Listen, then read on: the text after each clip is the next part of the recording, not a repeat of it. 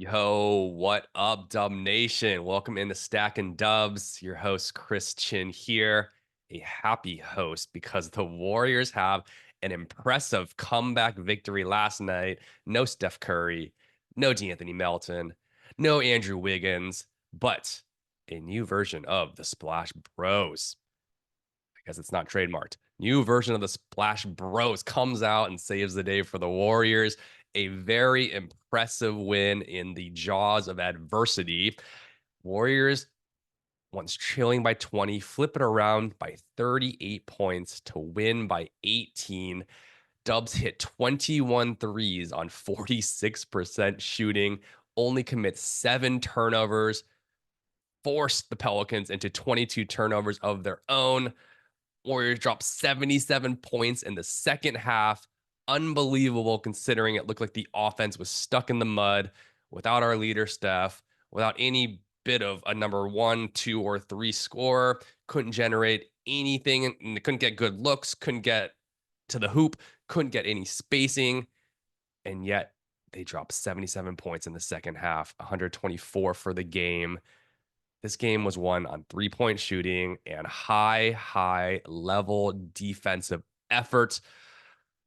2 game balls in this one. Very obvious where they're going. First, Buddy Hield catches fire. And that's saying a lot considering the likes of a Steph Curry flurry and a Klay Thompson, just absolute barrage. Buddy Hield got as hot as we see in Chase Center. 28 points, with 25 of those coming in the second half. He had 7 threes in the game, 6 of 6 in the second half on threes, 19 points in the fourth quarter. Probably would have had more, but we were able to sit our players down the stretch because we were just kicking butt and up by 18 at that point. Buddy Hield, man, the recipe in all three Warriors wins this season has been Buddy catching fire from three. How sustainable is it? 75% of the time sustainable.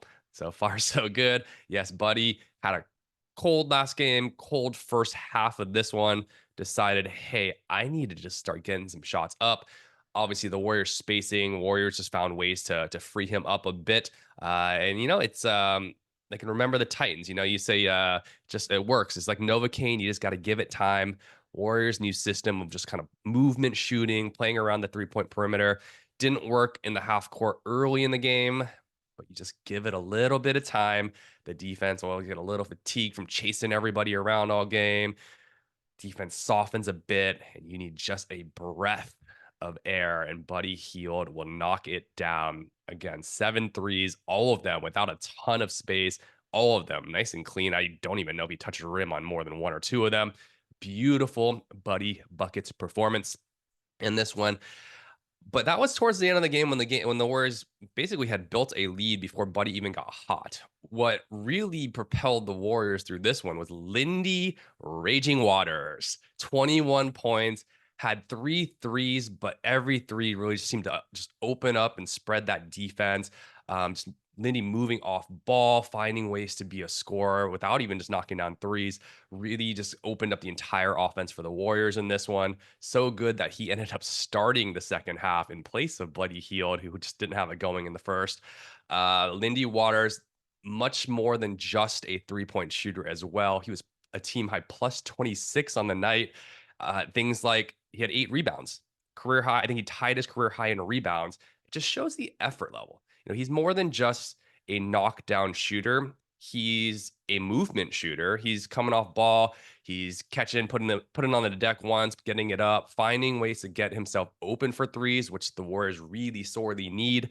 He has a great feel for just the spacing of the offense, and just he's also just a really active defender on the other side of the ball. That's really where we were worried about Waters. Hey, we know he can shoot.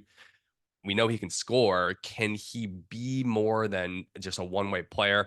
Showed it last night. Very active defender. Caused a couple turnovers. Had a steal, which led to a very nice, crafty little Euro step finish. He's a good finisher. He had a couple back cuts for layups, including one he just on a nice pass from Jonathan Kuminga. Waters kind of slipped through the lane, just threw it down easily, I might add to that. And I'm like, okay, this guy's got a little bit of bounce too. So Lindy Waters, man, that was a performance of all time for you. Steve Kerr said it great after the game. He said, well, I guess we're going to a 13-man rotation going forward. Lindy Waters must play after this. He's going to play again tonight. We'll see how that takes him. These type of players, we'll see how consistent he can be. But all preseason, we saw it. I've liked everything about Lindy Waters this entire time. And we finally saw him get to do it in a real game, in real situations. And he was real good. So, game ball, if I had to give one, it would go to Lindy Waters. But since I've got two, I'll go to Buddy and Lindy. Wow, that performance by the Warriors in general, with what was it, 21 3-pointers. You see the importance of shooting in the NBA these days. I got all sorts of flack from my friend group was the last year. I said I think it's hard to debate that. There's no skill that's more important in the NBA these days, especially for role players, than being able to shoot the three. It just gives you spacing. If you can just stand in the corner and shoot threes, you already provide value just on one side of the ball. Obviously, defense is important and ball handling and this and that. But as a role player, if I'm in the gym working on one thing all summer long, it is my 3-point shooting. And you saw in this one, guys' careers change when their shot improves, right? Guys like a Lindy Waters right here. You see, even out of a lot of bigs, these like a Brooke Lopez, who was only Brooke Lopez until he started knocking down threes. There's a lot of guys that that 3-point leads to a lot more than just being a shooter. You find your way on the floor as a shooter. Now you're getting a chance to show that you can bring some defensive intensity. You can bring some rebounding. Those are just effort things. Defense and rebounding, I'm not going to say that they're inherent to everybody, but you can put forth the effort. You see Buddy Hield, not known as a defensive player at all. He's been great on defense this year, and it's just effort. You have to be focused. You have to want to play good defense. You have to want to rebound. You put a little effort on that side of the ball, you can shoot threes. Now you're a two-way role player in the NBA making, what is that, 8 figures. You're making $10 million a year at the least, mid-level exception. Guys like D'Anthony Melton, right? Like he's a great defender. If he couldn't knock down that three, how valuable would he really be? He might just be Gary Payton II, no offense. But that's the difference between those two, right? Melton can knock down the three. On the flip side, if you can't shoot a three, it can really hinder your growth as a player. We're seeing it with Jonathan Kuminga, who actually had a good game. We'll talk a little bit more about him later. But, the Kuminga breakout is based on a lot of things, but none more important than him being able to knock down open shots, stretch a defense. And you just have that feeling that if he can start knocking down threes, it's going to open up everything else for himself on offense, but then also everyone else. Kuminga starts making threes. He starts scoring 20 points a game. He might be a little bit more motivated and energetic on all other sides of the ball. He's into the game now. He's feeling good. You know how it is, right? You guys are all 3-point shooters. You knock down a three, then that leads to a layup. Now you're playing some hard defense, and you're him, right? You're making plays. You see guys like that have never really evolved that 3-point shot, who are great players, like a Russell Westbrook, but the league changed to where you have to be able to shoot. And there's an NBA scout saying just the other day that Russell Westbrook should retire. Ben Simmons, the same thing, right? Does everything well. Defensive Player of the Year candidate, triple double threat, other than maybe points. Can't shoot, can't provide spacing. I mean, I know he's been hurt, but how valuable is Ben Simmons at this point? So if you can't shoot the three in the NBA, you better be darn good at everything else or provide one or two really, really elite traits in the NBA. And circling back to last night, it's amazing what shot making can do for you in the NBA. The Warriors ball movement didn't get them anywhere in the first half, or in the first quarter. Couldn't get anything open. 3-point line gets swallowed up because of it. Once Lindy Waters, once Moses Moody knocked down a few threes in that early second quarter, now the floor starts to open up. You're getting some back cuts. You're getting lanes to drive to the hoop, and you're getting to the line. Everything just changes once you open up and make a couple threes. Defense starts getting discouraged. Defense gets tired chasing guys, running off the 3-point line. You saw it later in the game when, once Buddy Hield caught fire from three, everything else opens. Now you're getting Moses Moody backdoor layups. You're just getting Lindy Waters dunks. Everything opens when you make the three in the NBA. And That's what the Warriors are built on this year. They are built on 3-point shooting and high effort defense. You saw it in the first quarter, guys. Warriors, their defense was solid, but Brandon Ingram, Zion Williamson, it's knocking down tough shots. And that actually continued all game. But you saw what happens when the Warriors can't score. You're going to fall in an early hole. Defense can kind of keep you in it, but the Warriors got down by 20. And then rather than laying down, quitting, saying, well, we have another game tomorrow. We don't have Steph. We don't have Wiggins. Let's just kind of pack it in, save some energy, and let's give it another shot tomorrow. No, that's not how this Warrior strength and numbers DNA works this year. That's not the culture. The Dubs decided to pick it up. They picked up the tempo. They decided to play with force. You hear me say that a lot. Last year, it was just something that Steve Kerr and Draymond Green and Steph Curry, you hear it over and over. We need to play with more force, especially on that defensive side. And that's really just, can you bring effort? Can you bring physicality? Can you lay it all on the line for loose balls? Can you just win in the margins with effort? Warriors, when they were doing well last year, they played with force. Then they kind of ran out of gas. I don't see that being as big a problem this year because of the depth we have. So because of the depth, let's play with some force.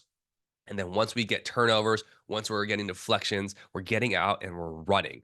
We can't get clean looks in the half court. It was struggling, but you get out and run. Reggie Miller was talking about it, or is get out and transition. And all of a sudden, you're getting mismatches when the defense is kind of scrambling back. You're getting open lanes. When that defense isn't set, that's when the Warriors can really take advantage of getting better looks and open spacing. And that's what got the Warriors back in this game. Gary Payton, the second, Pajemski, they're just ball hawks all the time, but particularly in that second quarter. I don't know how many points we had off turnovers, but we had at least 8 or 10 points, just turnovers, steals, just, trapping McCollum at the top, trap the Pelicans into 22 turnovers on 15 steals. And we can look at, hey, the Pelicans, I know that they're lacking some of their guards and ball handlers. DeJounte Murray, broken wrist. I forget what Trey Murphy's out with, one of their best shooters and guards as well. But they still have CJ McCollum, who I believe has been an all-star. McCollum, 2 of 8 in this one, only 5 points. Gary Payton only played 8 minutes, but in those minutes, he locked up McCollum. Even without D'Anthony Melton, who would usually probably draw that CJ assignment, he wasn't here. Wiggins wasn't here, and the Warriors had no problem with McCollum. I expect McCollum to be a little bit better tonight, but maybe not. He didn't get anything easy. He didn't get into the lane. We had no problem point of attack defense at all. Didn't get broken down. Looked great on the perimeter defense. And if you look at, I know the Pelicans shot over 50% from the field, but it was just 2 guys and they were tough, man. It was Zion shooting, reverse pivot, off balance shots. Yes, he get fouled a lot, but he's making some very tough shots. And before this game, he'd been ice cold from the field and during the season. Brandon Ingram, yeah, I know he's just knocked down from that mid range, especially by the free throw line. But they were all contested. They were not easy. They were a late shot clock. I will live with you taking 18-foot off balance contested 2-point shots, and Zion, doing his best. But that's not sustainable. That's not sustainable offense. They did not shoot well from 3. They didn't get many open threes, except for what the Warriors chose to give bad shooters. The defense really was the difference in this one. Even Draymond Green, I know Zion kind of did his thing against Draymond and would have done his thing against pretty much anybody in the league. But Draymond did well enough against Zion. He made it tough on him. He got some stops. He drew a charge or 2. Draymond did enough to make Zion work. We knew Zion wouldn't play more than 30 minutes in this one at most, especially if there's a back-to-back, which we'll see how much he plays tonight. But yeah, Draymond, very good job making Zion work for his points. What was effective even later in the game that Kerr went to, just maybe it was just to get Draymond off of being the primary defender on Zion with 4 fouls, but he put Kyle Anderson in there, who had a really rough offensive night, but provided value, just kind of picking up Zion, put a little pressure on him, kind of more by the perimeter, along that baseline, and then you have Draymond just helping in behind him, and that's when they finally started to slow Zion down towards the end. So I expect to see a little bit more of that, especially to protect Draymond if he gets into any foul trouble. So, tip of the hat to the defense. In this one, the Warriors through 4 games, second best points allowed, 102 on average per game, trailing only, I think it's the Celtics or the Thunder. I'm confused because the Warriors also have the second most points scored in the league per game at 123, second only, I believe that's to Boston. So defense must have been allowed to the Thunder at second. And the Warriors at 21.3 points a margin per game, best in the NBA, obviously due to a few blowouts. But after trailing by 20 in this one, you thought that would be in jeopardy. Strength in numbers. You're going to hear strength in numbers all year long because it works and it could be sustainable. Sure, at some point we might need to consolidate and, really shorten the bench a bit and upgrade to a better player or two in the starting lineup. But for now, this is a good regular season recipe to win a bunch of games. We'll figure things out as the season kind of progresses. But we had 5 guys over 17 points. Buddy and Lindy both in the 20s. Then you have Pajemski, Moody, Kuminga, all 19, 17, and 17 points respectively. Pajemski really stepped up in this one. Without Steph Curry, we're wondering, we knew Paul to be the primary ball handler, but we were wondering, can you be that lead guy when you are the only true guard ball handler on the team? 19 points, had 3 3-pointers, shot looked a little bit better.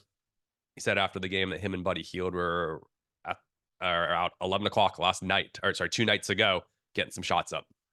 That extra work pays off, and that's why we love Pajemski, because we have no doubt he's going to do the work that is required of him to be great. Great activity getting into the lane, right? Kept keeping his dribble alive, staying under control, just getting the spots on the floor, whether they do anything or not. It gets the defense kind of rotating, moving, leads to, that's playmaking in itself. It doesn't always have to be a direct assist. It just kind of gets the defense moving and just kind of creates different angles. Great job with that. He had 5 assists in this one. Perfect. Love it. Best stat I heard from him: 0 turnovers. Yeah. Pods, great decision making in this one. Love that he took care of the ball and was a scorer and was a playmaker and did a great job on defense as well.